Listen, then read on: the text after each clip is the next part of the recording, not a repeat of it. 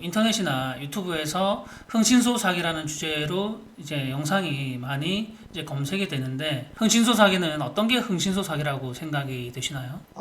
보통 음. 소비자들이 흥신소에 의뢰를 했을 때, 처음에 이제 무엇을 해주기로 약속을 하고, 그것을 그런데 그대로 이행을 제대로 안 해준다든지, 아니면 이미 돈은 다 지불을 했는데, 연락이 잘 안 된다든지, 잠적을 한다든지, 이런 경우를 흥신소 사기라고 하지 않을까요?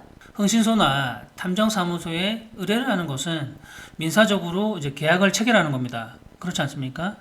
그런데 흥신소 사기라는 단어는 형법에서 나오는 범죄를 얘기하는 거거든요. 계약이 잘 이행되지 않았다거나 그리고 신해성실의 원칙을 위반했다면 민사적으로 책임을 물어서 민사소송을 해야 되는 그런 내용이고 흥신소 사기라고 보기에는 좀 말이 안 되는 것 같고 흥신소 피해로 봐야 되는 거라고 저는 생각을 합니다. 이제 법률적으로 형법상 사기라는 것은 형법 347조가 사기죄에 해당이 되는 건데 이 사기죄는 상대방을 기망에 빠뜨려서 재산상의 이익을 가로채는 것을 이제 사기라고 얘기를 하는 거예요. 그런데 지금 말씀하신 부분은 이제 흥신소라던가 탐정사무소에서 이제 상대방을 기망에 빠뜨려 가지고 이제 재산상의 이익을 가로챈 게 아니라 그 업체가 무능하다거나 이제 게으른 거, 이제 무식하면 형법상 이제 죄를 물을 수가 없습니다. 그리고 게으르다라는 이유로 이게 죄가 되지는 않습니다. 그리고 무능하다라는 것은 이게 범죄가 되지 않는 거거든요. 사실 변호사들도 무능한 변호사가 있고 게으르고 신의 성실의 원칙을 지키지 않는 변호사들이 굉장히 많거든요. 그렇다고 해가지고 형법상 죄가 되지는 않거든요. 그런 부분을 잘 이해하시면 될 것 같습니다. 그렇다면 제가 방금 설명드렸듯이 흥신소 사기라는 단어는 적합하지 않은 단어인 것 같고 흥신소 피해를 보는 것인데 어떤 경우에 소비자들이 흥신소 피해를 본다고 생각을 하시나요? 보통 소비자들이 봤을 때 괜찮은 업체인지 게으른 업체인지 무능한 업체인지를 알아볼 방법이 없다고 생각이 들거든요. 업체들 상담을 했을 때 모든 업체들이 자신들이 베테랑이라고 얘기를 하고 잘하는 업체라고 포장을 해서 설명을 하고 있는데 겉보기에는 다 자신들이 직원이 많고 큰 업체인 것처럼 오랫동안 사업을 해온 것처럼 포장하고 전국에 지사도 있고 이런 설명을 한단 말이에요. 그러면 다른 데 전화해도 다 똑같이 얘기를 한다면 소비자 입장에서는 방법이 없는 거 아닌가요? 어느 업체를 전화를 해도 비용도 다 거기서 거기고 그러면 그 중에서 그나마 비용이 저렴한 곳을 선택하는 게 당연한 거 아닌가요? 제가 다시 질문을 드려볼게요. 본인의 고민 사항이라던가 본인 사건 사고에 대해 진위 여부를 파악하고자 자료를 확보하고 수집을 해야 된단 말이에요. 그래서 그거를 이제 상담하기 위해서 인터넷을 검색을 해서 몇 군데 전화를 이제 돌린단 말이에요. 그게 과연 소비자 입장에서 노력을 다 한 거라고 생각이 되시나요? 저는 그렇게 생각을 하지 않거든요. 자신의 핸드폰에서 이제 검색을 할 겁니다. 흥신소를 검색을 하든 사설 탐중을 검색을 하든 검색을 해서 10명 중에 9명은 대부분이 한 3군데에서 5군데 정도 전화를 걸 거예요. 그 전화를 걸어서 이제 상담을 하다가 이제 거기서 이제 판단을 하게 될 거란 말이에요. 근데 그렇게 한 게 과연 소비자 입장에서 노력을 다 한 것일까요? 아니잖아요. 만약에 소송을 하기 위해서 이제 변호사를 선임하기 위해서 변호사를 선택한단 말이에요.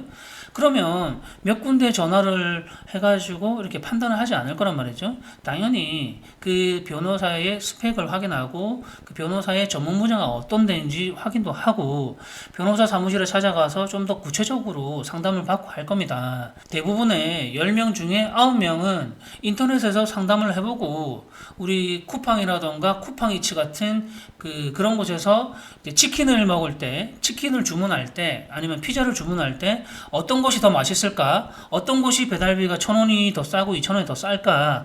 이 정도 비교 분석하듯이 비교 분석을 하고 전화를 하고 의뢰를 한단 말이에요. 근데 과연 이게 소비자 입장에서 자신의 고민사항이라던가 정말 중요한 사건 사고에 대해서 진위 여부를 판단함에 있어가지고 의뢰를 해야 되는데 노력을 다 한 것일까? 그 부분에 대해서 저는 정말 의문이 생기는 거거든요. 그렇게 해서 이제 10명 중에 7명, 8명은 업체를 이제 이용하고 나서 이제 피해를 호소한단 말이에요. 그렇게 된다면 그 책임은 누구한테 있는 겁니까? 소비자에게 있는 겁니까? 아니면은 공급자인 업체에게 있는 겁니까? 저는 이 문제점이 업체에게만 있다고 저는 생각하지 않거든요. 당연히 허위 광고를 하고 과장 광고를 하는 거는 표시광고법 위반이 맞습니다. 그런데 이렇게 한심한 소비를 하는 수요자가 있기 때문에 당연히 이것을 악용하는 이제 공급도 발생이 되는 거거든요. 이런 한심한 소비가 일어나지 않는다면 당연히 저는 이런 공급자도 생존할 수 없다라고 저는 판단을 합니다. 그렇기 때문에 의뢰인들께서 조금만 더 신중하게 고민을 하고 판단을 하고 그 의뢰를 할 때 업체를 선정하게 된다면 이런 불량 업체들은 알아서 자연적으로 사라지지 않을까 저는 그렇게 생각합니다. 그리고 이런 불량 업체들은 형법상 죄를 물을 수가 없습니다. 그렇기 때문에 경찰서나 이런 곳에서 단속을 할 수도 없고 그리고 행정기관에서 이런 업체들에 대해서 단속할 수가 없습니다. 그래서 결론은 뭐냐면 소비자들이 스스로 피해를 보지 않기 위해서 심혈을 기울여야 되고 이제 관심을 가져야 되지 않을까 저는 그렇게 생각하는 겁니다. 제 답변에 충분하다고 생각하십니까? 제가 흥신소나 탐정이 필요로 해서 탐정을 찾아갔을 때 첫 번째 업체에 문의했을 때 내 사정 얘기를 다 하고 비용에 대한 얘기도 들었고 그 사람들이 어떻게 업무를 진행한다는 얘기도 들었어요. 또 두 번째 업체에 문의를 했을 때 또 같은 얘기를 한단 말이에요. 그리고 세 번째 업체도 마찬가지로 그런 똑같은 얘기를 해요. 근데 그런 얘기를 한다면 소비자 입장에서 그냥 단순히 다 똑같은 말을 하고 똑같은 업체로 보이는데 뭐 비용을 조금이라도 그 중에서 그나마 비용을 조금이라도 저렴한 업체를 찾는 게 어떻게 보면 당연한 것 같은데 여기서 그러면 그 중에서 누가 더 일을 잘하는 업체인지 그거를 알아볼 수 있는 방법이 있나요? 방금 전에 제가 설명을 드렸듯이 소비자들 10명 중에 9명은 그냥 자신의 핸드폰에서 이제 검색을 해보고 전화 몇 군데 돌리고 그게 끝이란 말이에요. 그 흥신소 업체가 되었든 탐정사무소가 되었든 그 사업장에 직접 찾아가서 상담을 하지 않는단 말이에요. 변호사들처럼 찾아가지 않는데 업체 입장에서 봤을 때 내 직원이 10명이 되었다, 20명이 되었다라고 거짓말을 한들 그 소비자는 확인할 길이 없다는 얘기입니다. 그리고 전국에 사무실이 있고 전국에 지사가 있다라고 얘기를 한들 한 발 더 나아가서 해외에도 내 지사가 있다라고 얘기를 한들 소비자 입장에서는 그거를 확인할 길이 없다라는 거예요. 왜냐하면 소비자들은 이 사무실에도 찾아오는 사람이 거의 없다는 얘기예요. 그런데 그렇게 거짓말을 한들 확인하지 않는단 말이죠.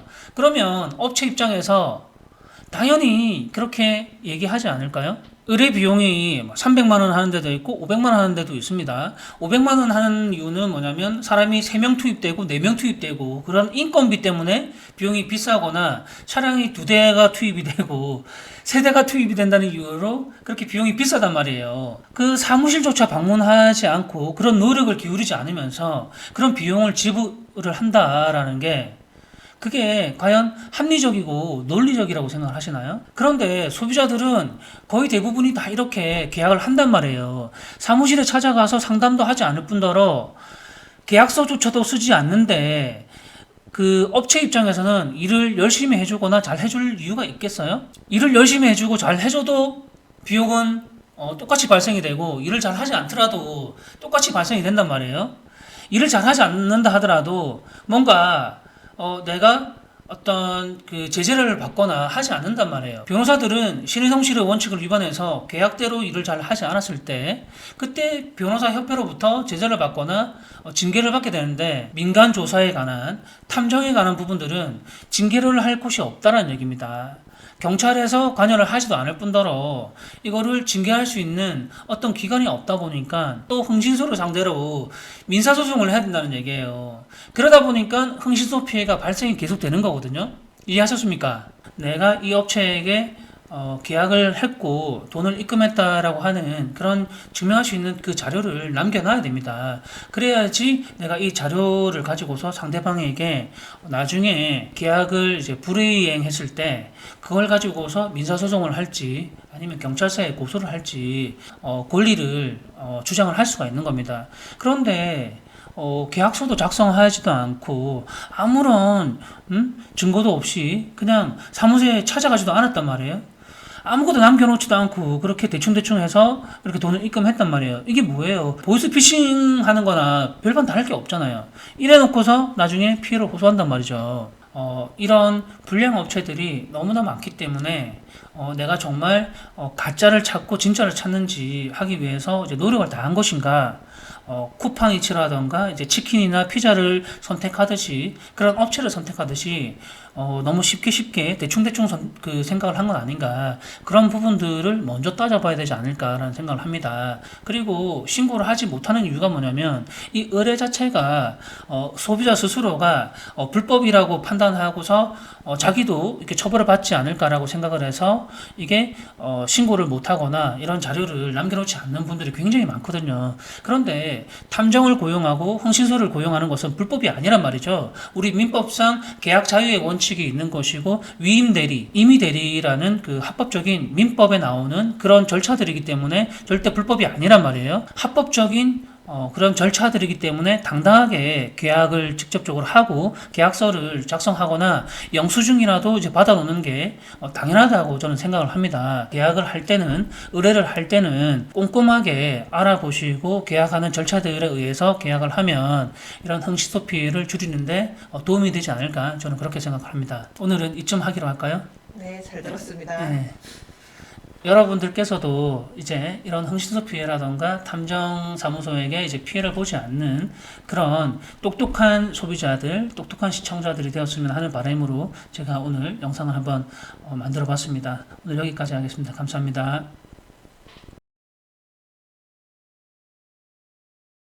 구독과 좋아요는 사랑입니다.